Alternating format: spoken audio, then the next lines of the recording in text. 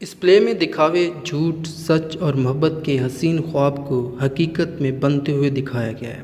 آج کا یہ پلے ایک ایسے سولجر کا ہے جو جان بچانے کے لیے ایک دشمن لڑکی کا سہارا لیتا ہے۔ آج کی یہ کہانی ایک ایسے دو انسانوں کی کہانی ہے جو پہلے تو دشمن ہوتے ہیں لیکن بعد میں یہ دشمنی پیار میں بدل جاتی ہے۔ آج اس کہانی میں دکھایا جائے گا کہ شادی کرنے کے لیے دو انسانوں کی انڈرسٹینڈنگ، تھنکنگ اور ایک دوسرے کو برداشت کرنے کی کوالٹیز لازمی ہونی چاہیے۔ اس کہانی کا باقاعدہ سٹارٹ ایک خوبصورت نوجوان لڑکی اور اس کہانی کی ہیروئن سے ہوتا ہے جس کا نام رائنا ہے۔ اس رائنا کی ایک عادت تھی، ہر شام یہ کھڑکی سے چمکتے ہوئے تاروں کو دیکھتی تھی۔ لیکن آج کی رات رائنا کی ماں کیتھرین آتی ہے اور کہتی ہے کہ بیٹا، میں نے تمہیں کتنی بار کہا ہے کہ رات کو جلدی سو جایا کرو، یوں کھڑکی میں کھڑے کیا کرتی رہتی ہو، بند کر دیا کرو اس کھڑکی کو۔ لیکن رائنا بولتی ہے کہ میں تاروں کی خوبصورتی دیکھ رہی تھی۔ ماں، تمہیں پتہ ہے یہ تاروں کی خوبصورتی دنیا میں سب سے زیادہ بیوٹیوں میں سے ایک بیوٹی ہے۔ یہ سننے کے بعد کیتھرین کہتی ہے کہ بیٹا، میں یہاں کچھ بتانے آئی تھی، وہ پتہ نہیں کون سی بات ہے۔ ہاں رائنا، ہم جنگ جیت گئے ہیں۔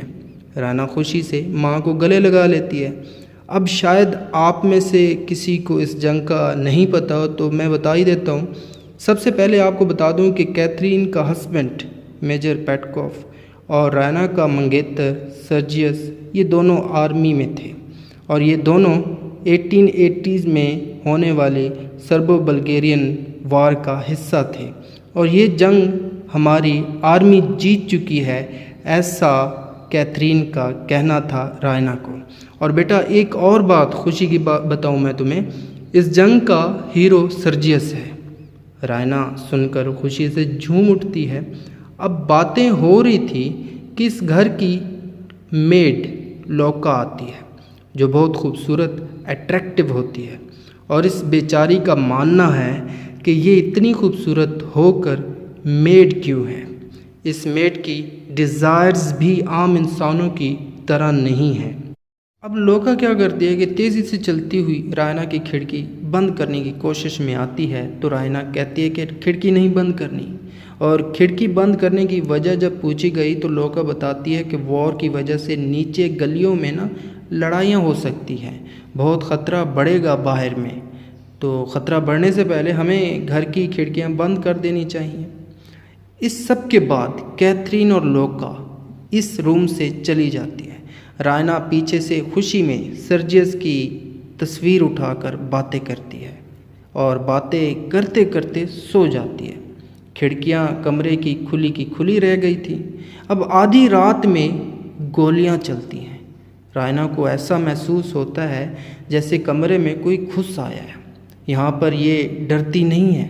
خیر، جب پیچھے دیکھتی ہے تو ایک گندے کپڑوں میں کھڑا بندوق ہاتھ میں لیے ایک فوجی جو کپڑوں کے حساب سے سربیا کا لگ رہا تھا، تو یہ فوجی بندوق اٹھا کر کہتا ہے کہ میں تمہیں کچھ نہیں کہوں گا، ڈرنے کی ضرورت نہیں ہے۔ رائنا پھر بولتی ہے کہ ڈر کون رہا ہے؟ اتنے میں رائنا کے دروازے پر دستک ہوتی ہے، نوک ہوتی ہے۔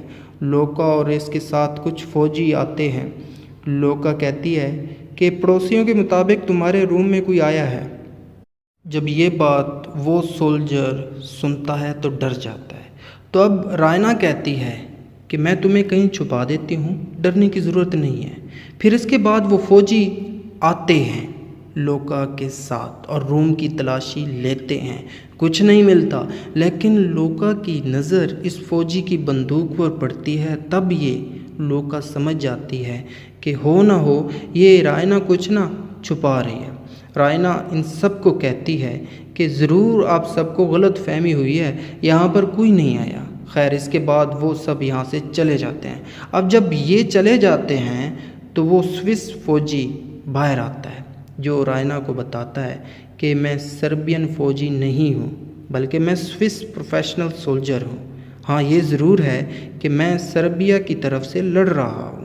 اب ان دونوں کے درمیان باتیں ہوتی ہیں اور باتوں باتوں میں یہ سولجر رائنا کو بتاتا ہے کہ جنگ جب ہوتی ہے نا رائنا، تو 10 میں سے 8 فوجیوں کو یہ بھی نہیں پتہ ہوتا کہ یہ کیوں لڑی جا رہی ہے۔ میں جب جنگ پر جاتا ہوں نا، تو میں جنگ میں نا چاکلیٹس لے کر جاتا ہوں، میرے پاس بندوق جو ہے نا اس میں گولیاں بھی نہیں ہوتی۔ خیر اس رائنا کو لگ رہا ہوتا ہے کہ یہ فوجی ڈرپوک سا ہے، اور رائنا اس کو کہتی ہے کہ میں تمہیں کچھ نہیں ہونے دوں گی۔